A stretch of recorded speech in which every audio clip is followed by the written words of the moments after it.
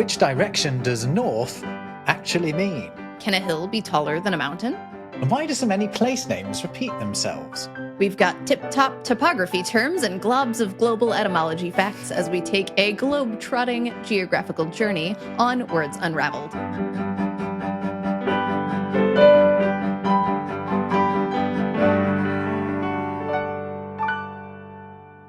Welcome to another Words Unravelled. I'm Rob Watts from the YouTube channel Rob Words. And I'm Jess Zafarris, author of the book Useless Etymology, and today we're taking a spin around the globe with some geography terms. Yes, we're covering our planet from pole to pole, looking at the origins of words for, I don't know, like geographical features, bits of the earth. Actually, that's where we should start, isn't it, with what the word geography literally means. It means a description of the earth, right? That graphy bit means the process of writing, recording, drawing. It shows up in a bunch of words, of course. In this case, it is describing the earth.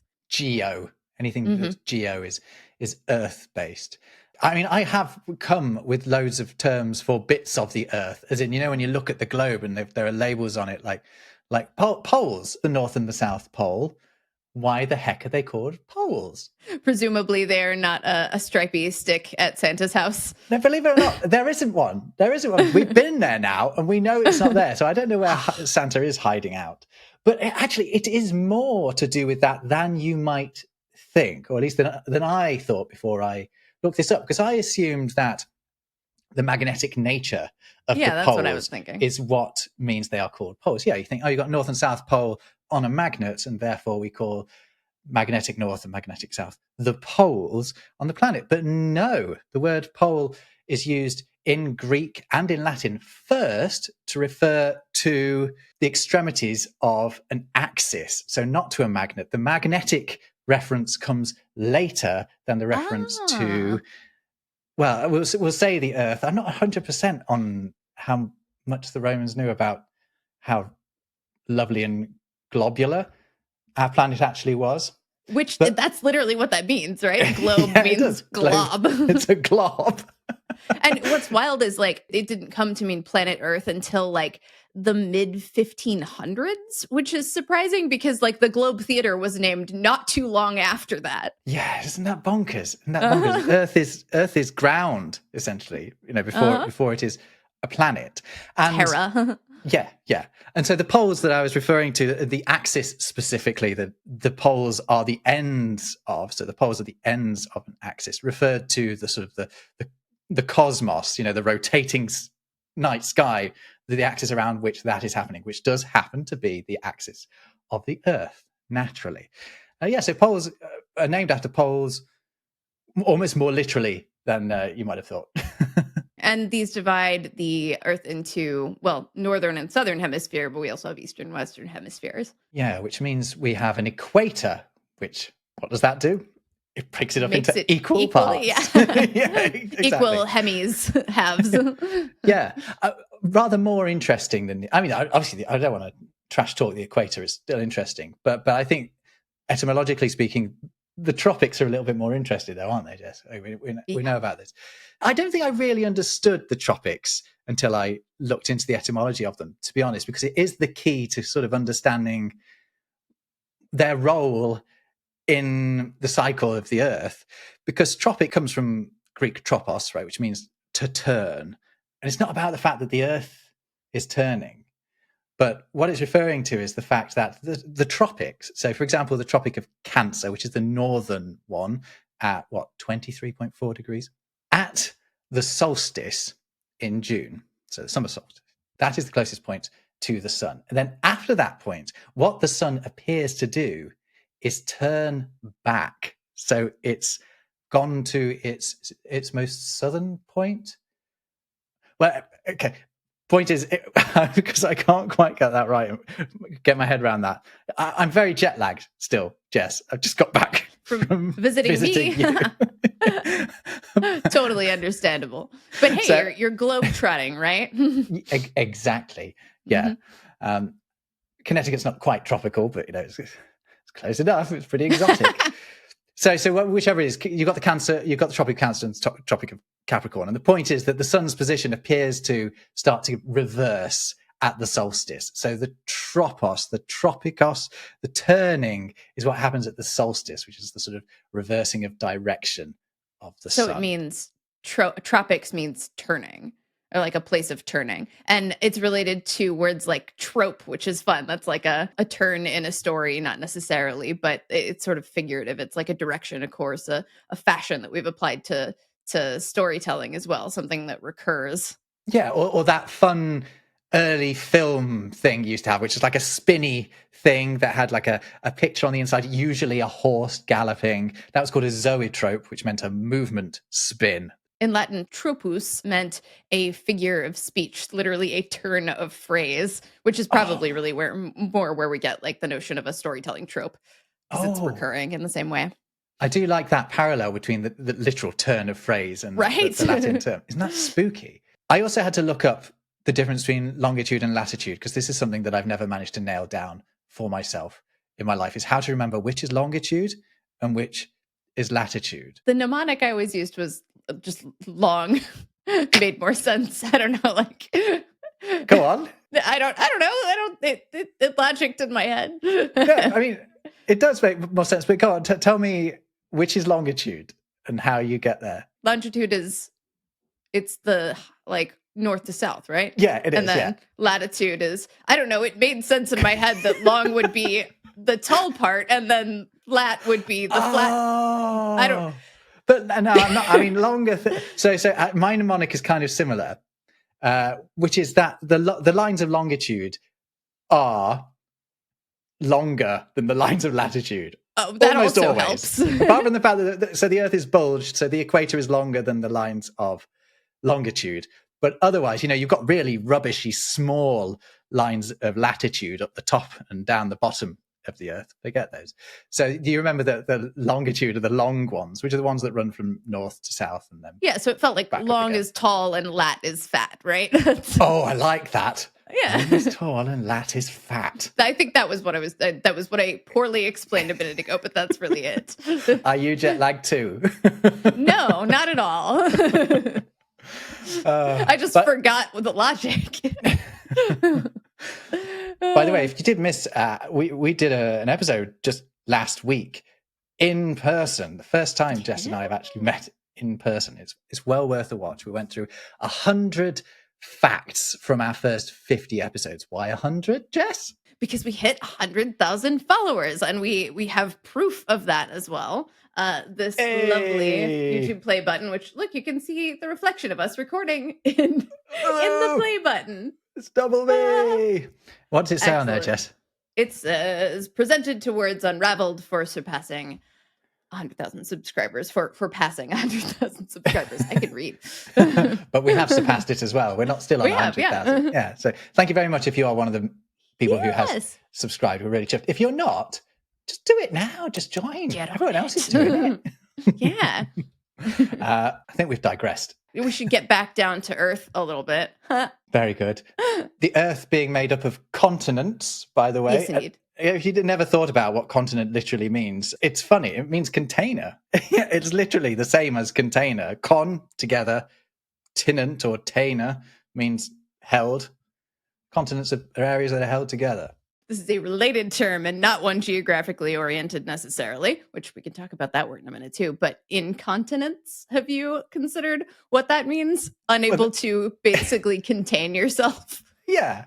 I think I got that one. It's like you can't contain whatever it is that you're incontinent. Well, the original meaning was like you can't contain your lustful urges, and then it became you can't contain your bowels. Oh, really? So the original incontinence was sort of horniness? Yes, it was. Unrestrained sexual desire. I'm feeling quite incontinent tonight. No, that could go very poorly. Yes, it could. Especially if they didn't mean the other meaning. Okay, back down to Earth again. Continents, which are ultimately made up of countries, which comes from the Latin contra, which refers to that. Well, you know what contra means. It means that which is opposite you. And really, that's kind of what the country is. It's the thing you look out upon that you are confronted with. So the countryside is the earlier notion of country. Yeah, based upon that, it is. Here's a really interesting one, though.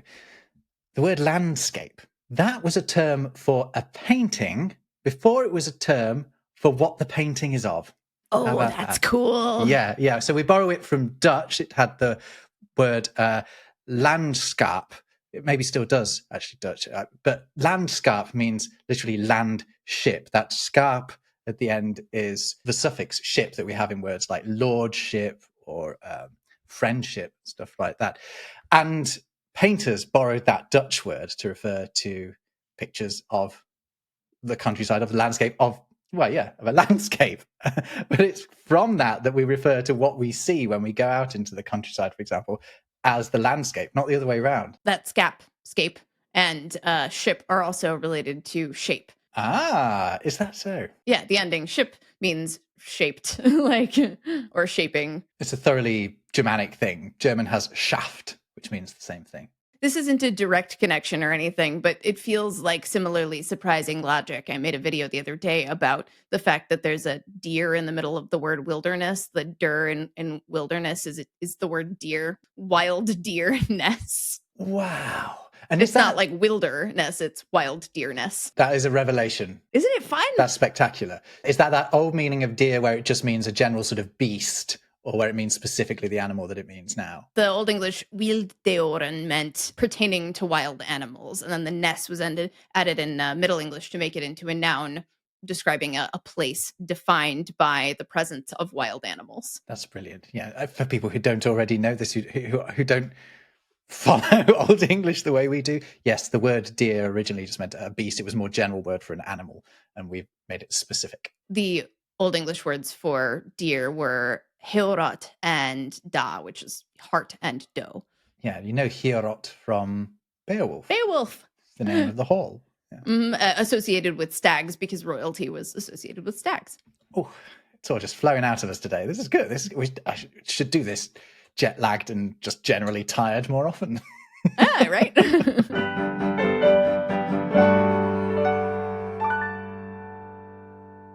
Let's talk about some different biomes that we find around the world, different types of landforms, different spaces that occupy continents and the ocean between them. Biome here basically being a noun form of the Greek bios, life. When we were preparing for this and you said you'd been researching biomes, I immediately thought of microbiomes and I thought, well, you mean like gut bacteria? Or well, whatever? That also is true. It's like places where life is. Yeah, a microbiome is a small one. Right. So where should we start? We could start at the top of the world. We could start with mountains, maybe. Oh, yeah, sure.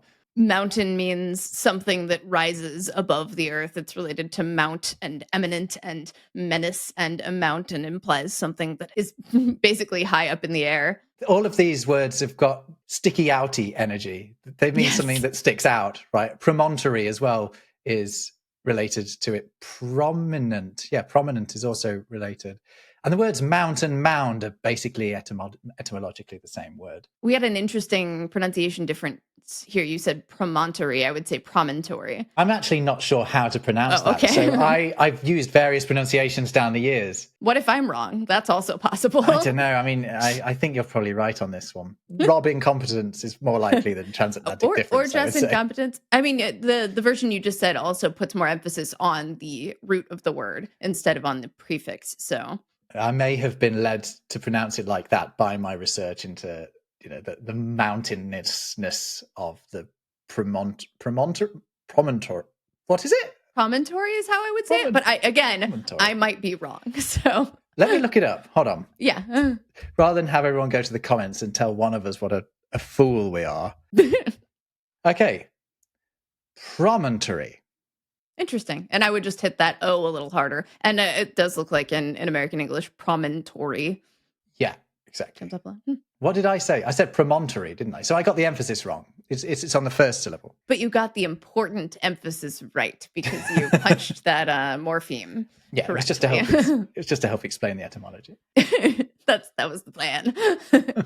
But do you know the difference between like the geomorphological difference between a mountain and a hill? Oh, no. Neither does anyone else, so that's good. There's a distinction in like John Wittow's 1984 Dictionary of Physical Geography. He says a mountain is a landform that's at least 600 meters or 2,000 feet tall. But the OED also says in Great Britain you would call something over 2,000 feet a mountain, whereas in like India, 5,000 to 10,000 feet can be called hills, in contrast with the Himalayas, which can reach 20,000 feet. And the world's smallest mountain doesn't come anywhere near any of these. It is Mount, and I think it's pronounced witch-proof, but it might be witch-proof. My Australian friends will have to tell me which one, because it is only 141 feet tall. That's 43 meters. So it's all relative to the surrounding terrain. I'm not having that. Is hill Germanic and mountain Romance? Yeah, but that's not the only thing happening here. It's relative to how you feel about the height and variation of your landscape. Like if you're in the middle of Texas and something over there is a pile of rocks and it happens to be dramatically taller than everything else, it might be called Mount something or other. Gotcha. You are correct about the origins here, but that's also like not a super young word even in English. Yeah, it's not very helpful. But sometimes we just have separate words for the same thing. One's come from one place and another's come from another. Another good one that we should talk about is forest, right? We have forest from the Latin languages, from French specifically, forêt, and we have wood, which would be the Germanic equivalent. And forest is funny because it doesn't mean the word forest. It was short for forestum silvum, meaning the outside woods, and silvum, which is related to like sylvan, is the wood part. And it's outside because it's like a piece set aside by William the Conqueror in his Doomsday Book and things like that as royal hunting grounds. Yeah, exactly. So they were hunting grounds originally. They didn't even have to have a load of trees in them necessarily. And that forest from Latin, which means outside, is also related to the word foreign, which is what we use to refer to an outsider. And that's the distinction between like a forest and a woodland. The woodland is, the poors can use it too. Yeah. And by definition, it's got trees made of wood in it. We did a lot more on that. We had a whole section or a whole episode on woodland words in an earlier season. So we've got a bunch of like animals and things that live there as well. Yeah, it's an interesting one, that one. How about the difference between a rainforest and a jungle? That's a cool one. Oh, gosh. So it's either got something to do, I'm just guessing here, something to do with microclimate or where it is. Yeah, kind of, but also no. Neither. Great. So the term rainforest is a modern term, first appearing in ecological literature in the early 1900s, and it became the preferred term for this biome in scientific usage. Jungle is adopted from Hindi, and it meant in Hindi any wilderness, any uncultivated land, ultimately from Sanskrit, which the Sanskrit predecessor to this described dry and arid terrain. So it was originally any wilderness. And then because English speakers observed dense forest in Hindi speaking areas, it became a word for a dense forest, which was then applied to like the Amazon later and things like that, which now we term a rainforest. How interesting that it could also mean an arid area. There's some cool things going on with wilderness too. I mentioned that it's like it was originally a word for an area with a lot of animals in it, but that wasn't always the case. Shortly thereafter, it was applied in the Latin Vulgate. It was translated using the Latin term desertum. Later, Samuel Johnson's dictionary would also define a wilderness as a desert, meaning it's deserted of people, not of wildlife. So like there's some schmooginess around there, and that also appears in jungle versus jungle. That is what desert means, by the way. We should point this out. It doesn't mean sandy place. It means place without anyone in it, doesn't it? And I think I've always had in my head the idea of a desert island being an island, a sandy island, but it's not, is it? It's the intended meaning of that phrase, desert island, is an island that is deserted. Right. And the zert in desert means like joined together. So to put the D on the front means to forsake a place. specifically by people. You see wilderness and desert used semi-interchangeably in versions of the Bible that talk about, like, not just Jesus, but was it Paul who goes off into the wilderness? One of them becomes forest man and eats bees and whatnot. He doesn't eat bees, he eats honey. I don't know What's the my bee biblical eating lore part that of the well. Bible? I mean, there's a lot in the Bible. Maybe there is a bee eating bit. I don't know. No, he just eats honey. I am pretty sure it's Paul.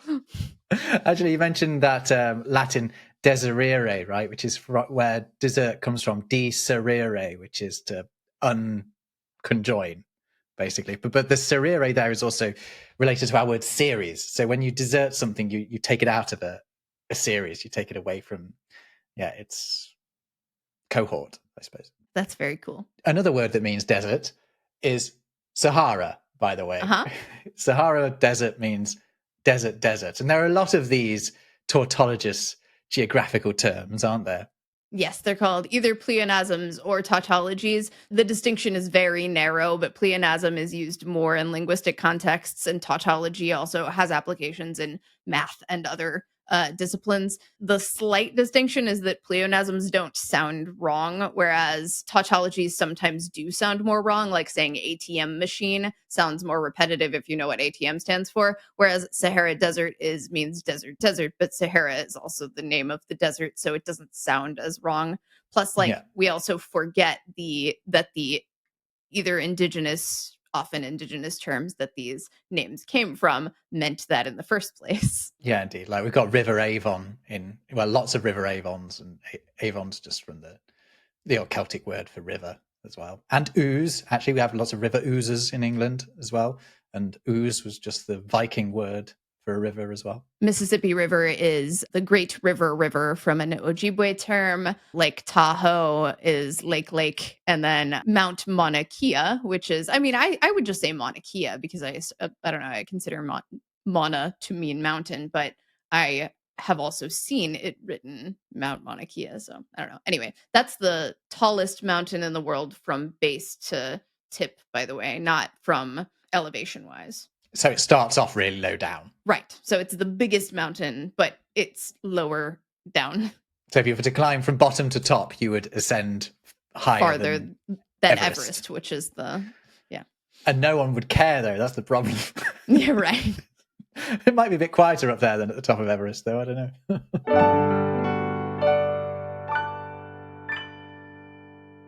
We were on the topic of deserts, and not a desert, but a grassland and or more scrubland type territory would be the savanna, which has a really cool origin. Whether you spell it Savannah with an H or without an H, both are variants on the Spanish sabana, meaning treeless plain, which in turn comes from a Taino word, zabana. It's a Caribbean term repurposed for an African biome by way of European comparisons. This is the thing that I found so amazing when I looked up the same word. Learning about the Carib languages, by the way, that preceded the Spanish arriving there was very interesting. But also to know that that word comes from that side of the Atlantic when I entirely associate it with Africa is amazing. But you have terms like savanna grass and stuff in the Americas as well, which are used not in reference to Africa, for example, right? And we also have, if you want the perhaps more enchanting term Serengeti, you get an indigenous African term, which means endless plain in the Ma language of the Maasai. Treeless plain is what savanna means, right? Which is also what steppe means, which is a word that we get from Russian, which is something like steppe. Interesting thing that's going on there. So the Spanish are getting to come up with the word savanna because they're the explorers that encounter this word. The steppes are basically mostly located around Russia, so we use a Russian word for that. And then in North America, you have the prairies, which essentially means something very similar.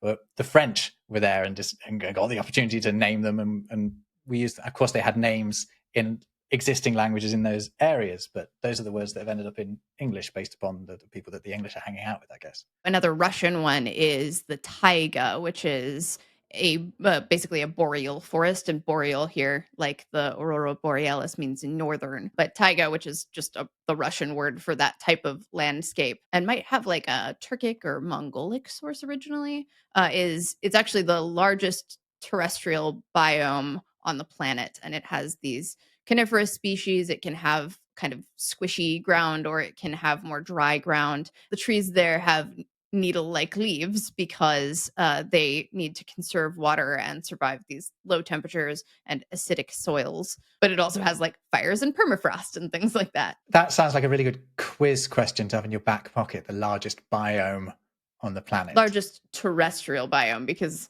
the ocean. Oh, the ocean. Yeah, good shout. Largest terrestrial biome. You mentioned squidgy ground. Another thing I learned while researching this was the origin of swamp, which essentially means something squidgy. Right. Like in Germany, where I am sitting, the word schwarm, directly related to our word swamp, means, well, it can mean a mushroom, but it can also mean a sponge. And actually, when I used to go to makeup when I worked in the telly, they would use what they called a Schwämmchen, which means a little sponge, just to, dab the many imperfections on my face. But that was a revelation for me. Swipe your face with a swamp. Yeah, swipe my face with a mini swamp. It's also related to the word sump, as in sump pump, which is a surprisingly old word. Like, I thought that was like a thing we invented more recently, but no, we've had the word sump since the mid 1500s, and it was originally a word for a marsh. The pit to collect water dates back to like 1650. I guess dealing with sludge is a recurring and old human problem. Yeah, and particularly, a language that formed in Britain definitely dealt with a fair bit of sludge. Yeah, that would make sense. We've got other words like marsh, which is an Old English word for a wetland, and then bog, which is an Irish word for a wetland. Okay, so that's why we've got those two words that are so similar. A bog is, like, ecologically, it is a rain-fed acidic wetland with low rates of decomposition and slow water flow. So you have peat there often. Right, and that's why you get bog bodies pulled out of these peat bogs, because they get nicely preserved. There's also a fen, which is an Old English word for marsh. You have a lot of words for that. There's also... I told you, we've got a lot of soyiness. You sure do. And then you have mire. This one's an Old Norse word for marsh. They came over and went, oh, it's very wet here. I reckon they need another word for it. Oddly enough, the more recent one of these is wetland, which is like an 18th century compound. Obviously, wet and land are older. You could well imagine the Anglo-Saxons coming up with the term wetland to describe it, couldn't you? So it's a very literal description. You might have, since we're on the topic of water, you might have a river nearby. It's from the Latin riparia, which meant river bank, while flumen and amnis described the water itself. Oh.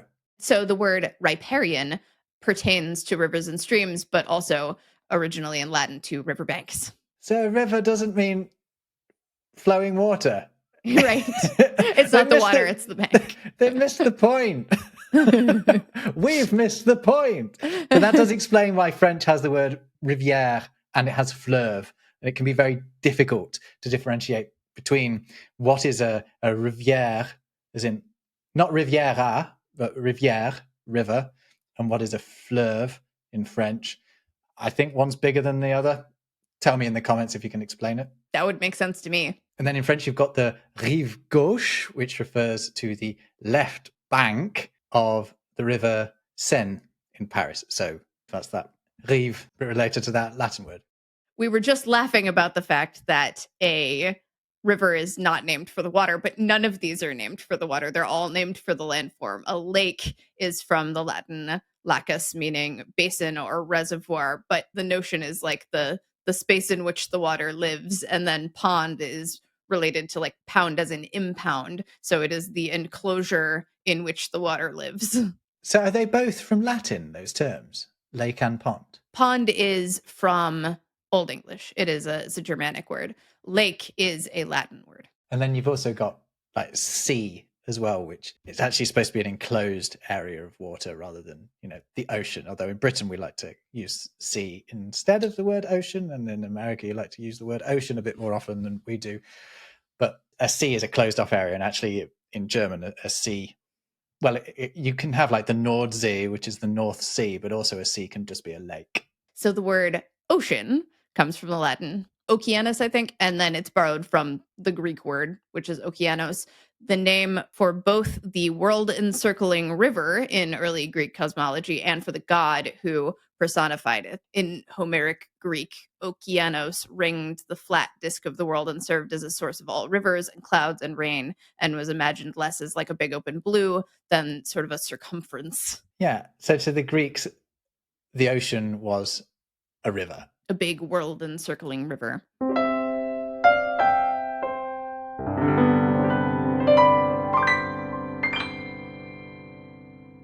So, Jess, I've been looking up the origins of north, south, east, and west, and they're just way more interesting than I was expecting. Oh, yeah. Well, you take these words for granted. They're just north means north, and south means south, east means east, west means west. It feels fundamental. Yeah, it does, doesn't it? And they've just like these are just words that have just been created to refer to the points on a compass, but they're not. They each have ancient roots that have a literal meaning. I think the most surprising one is that north has an ancient root meaning left. What? Why? So, as in a lot of cultures, the directions are not based upon. So, our maps have really messed with our heads on this, with north being up at the top.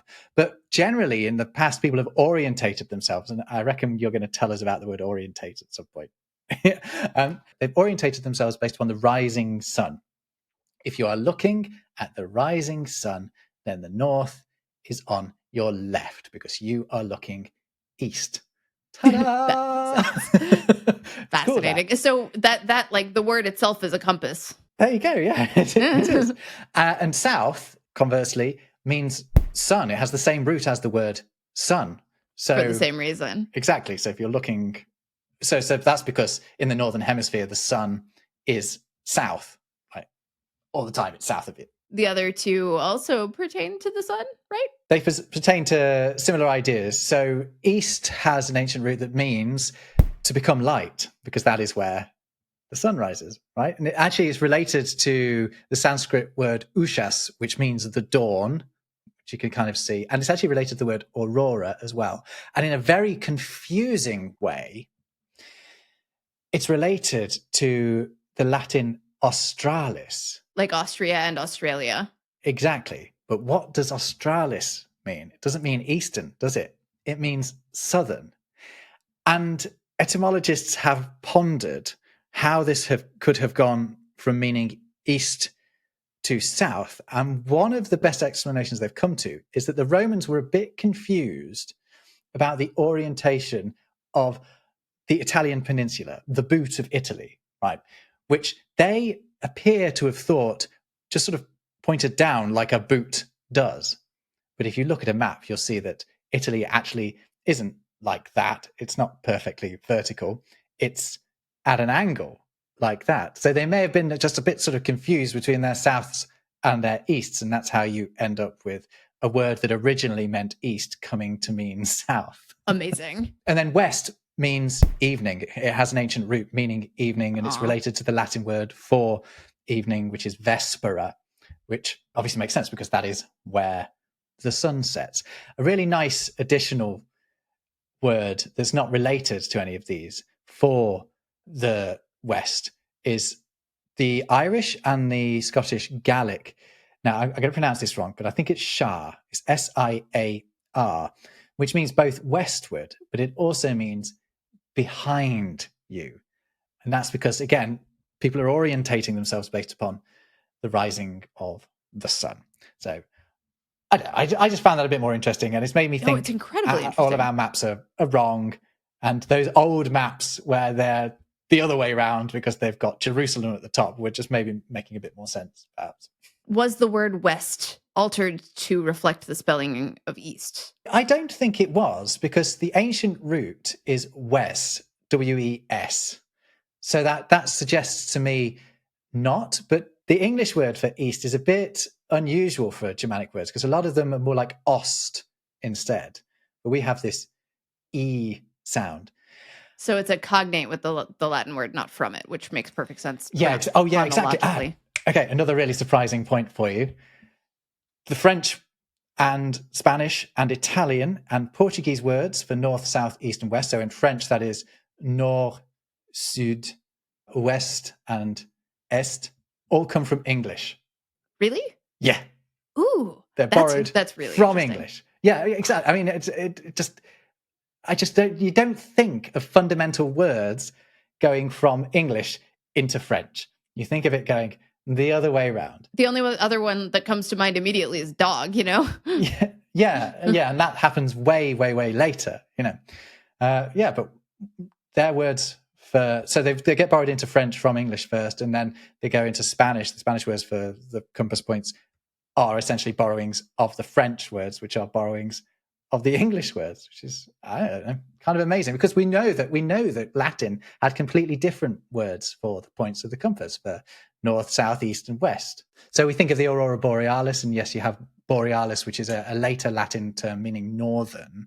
So aurora borealis are the northern lights. But there was a more normal classical Latin word for the north, which was septentriones. And septentriones means seven plough. Just have a think about this. Seven plough. What could that be referring to? So I know in Britain, I don't know if you do it in America, but we refer to Ursa Major, the constellation, as the plough. But I think it gets referred to as the Big Dipper elsewhere. Yeah. The Latin word for the north refers to the constellation of Ursa Major, which points to the North Star. I mean, it might be worth mentioning or re-mentioning, since I think we've addressed this before, that Arctic and Antarctic mean with bears and without bears because of the constellation. But also it's nicely serendipitous because there are polar bears at the North Pole and not at the South Pole. Yeah. And then the other Latin ones that we should mention are like, so we talk about the orient, and that's coming from the Latin for east, and occident is from the Latin for the west. Right. To be disoriented is to be unable to determine where you are, but literally not to know which way east is. Yeah, to be diseasted. Which means if you're disoriented, you're also disoccidented. Oh, yeah. Presumably. Yeah, completely. You're disostrated as well. I love it. You said disorientated earlier and orientated, and I typically more typically hear oriented and disoriented. Yeah, this is a real sore point, actually, I've discovered in the past. Because, in Britain, we say disorientated. I'm feeling disorientated. I think there are regional differences within the US, too, because I've heard people say disorientate here, too. Oh, really? Okay. I've definitely heard Americans preferring disorient. It's not actually that these are variations on the same word. They have minutely different meanings, but meanings that are so close together that you can use them exactly the same. So you either, okay, let me see if I can get this out. I've looked at it before, I haven't prepared myself for it. But to disorientate, right, is to sort of uneastify yourself, as if you've been east. So you have orientated, you have worked out where east is, and now you're not. Whereas to disorient is to uneast yourself, which is basically, this is so minute, this difference. So you may not have ever been easted in the first place. Exactly. Yeah. Okay. Yeah, that's good. I mean, one of the reasons we have Tate and not Tate is because orientate is a back formation of orientation, and orient was later back formed again as a verb. And we do tend to think of back formations as being lesser than original words, which is so actually it's a mark against disorientate versus disorient. But I'm going to continue saying disorientated, even if it's more of a mouthful. Well, this has been a lovely globe-trotting journey. Should we bring it to a close? Yeah, because I'm already feeling disorientated by my own explanation of disorientate.